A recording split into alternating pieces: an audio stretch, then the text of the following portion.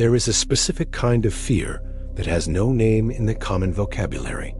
Not the fear of pain or death, but the fear of irrelevance, of looking up at the sky, truly understanding that nothing up there cares that you exist. That fear has a name now. We call it cosmic horror, and the man who named it never wanted you to feel better about it. Howard Phillips Lovecraft was born in Providence, Rhode Island, in 1890.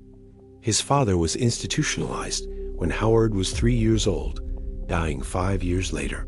Howard was raised by his mother, aunts, and his maternal grandfather, a man of old New England wealth who filled the house with books and Gothic stories. Lovecraft was, by almost every account, a strange child. He suffered from night terrors. Horrific visions he later described as night gaunts, carrying him into darkness. He withdrew from school at 14, largely self-educated, devouring chemistry, astronomy, and literature. He was, in the truest sense, a creature of the library. His grandfather died in 1904, and with him went most of the family's money. The household was forced to move. Lovecraft found this displacement devastating. The shadow of that loss would define almost everything he ever wrote. What made Lovecraft unusual? He did not believe monsters were the point. He believed the universe's fundamental indifference to human life was the point. He called his philosophical position Cosmicism, a worldview that humanity occupies no special place. The laws of physics have no interest in our survival. Entities would find us insignificant. This was not performance. Lovecraft actually believed this. His fiction was his theology. He began publishing in the early 1920s through Amateur Press and Weird Tales magazine. His style was distinctive and to many readers infuriating. Lovecraft moved slow.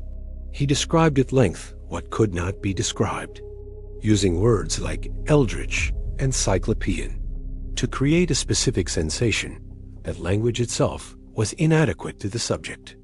His mythology grew organically. He invented a pantheon, the Cthulhu Mythos, ancient, incomprehensible entities that existed before humanity and would exist long after. Cthulhu, a vast oceanic being whose proximity drives men to madness, sleeping beneath the Pacific in a sunken city called Relai. Azathoth, the blind idiot god, the nuclear chaos at the center of ultimate chaos, around which all existence circles to the piping of a mindless flute. Nyarlathotep, the crawling chaos, a shapeshifter and messenger, who, unlike the others, does interact with humanity purely for its own amusement. These were not villains. They had no more interest in hurting you than the sun. You just happened to be nearby. Then there is the Necronomicon. In 1924, in a story called The Hound, Lovecraft invented a book. He gave it a title, Al-Azif, and a fictional author, a mad Arab poet named Abdul al-Hazard, a name he had made up as a child when he was obsessed with 1001 Nights. The book, in the fiction, was a grimoire of such terrible knowledge that reading it destroyed the reader's sanity. It described the great old ones, the rituals to contact them, and why contact was a catastrophically bad idea. Lovecraft gave it a fictional publishing history, translations, and library collections. He embedded it so completely into his world that readers began asking which libraries held copies. Lovecraft's answer was consistent: none. It did not exist. He had invented it to use as a prop. His friends and fellow writers found the idea irresistible. Robert E. Howard, Clark Ashton Smith, and August Derleth referenced it. They built an entire publishing enterprise around the broader mythology. The Necronomicon took on a life Lovecraft never intended. After his death in 1937, it grew further still. In the 1970s, a publisher released an actual book under that title. Attributed to Simon, claiming Sumerian origins, it sold hundreds of thousands of copies. It is still in print.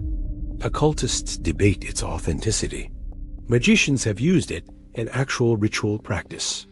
A book that did not exist became an infamous grimoire.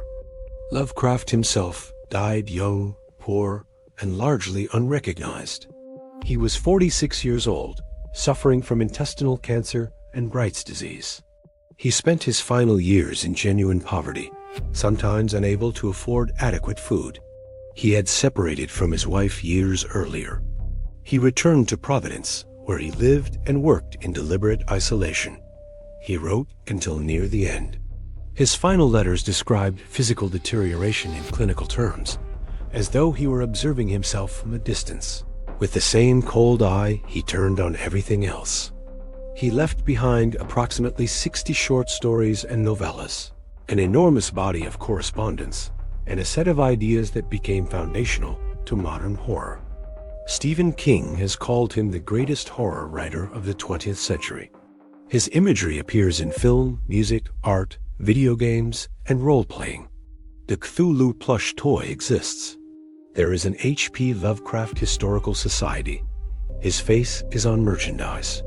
The man who believed humanity was cosmically insignificant.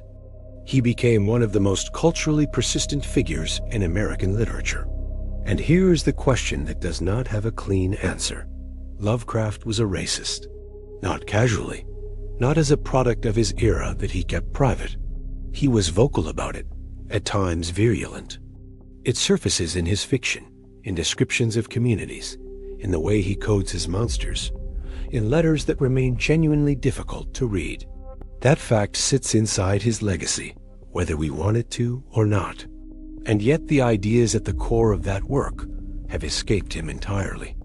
Cosmic indifference, the terror of the unknown, the inadequacy of human perception in the face of genuine vastness. Those ideas now belong to everyone. They have been taken up by writers of every background, reinterpreted, challenged, expanded, and transformed into something Lovecraft himself could never have imagined and probably would not have approved of.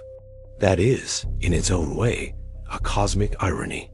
The man who believed humanity was insignificant became one of the most culturally persistent figures in American literature. The book he invented as a throwaway prop is still being sold in occult shops.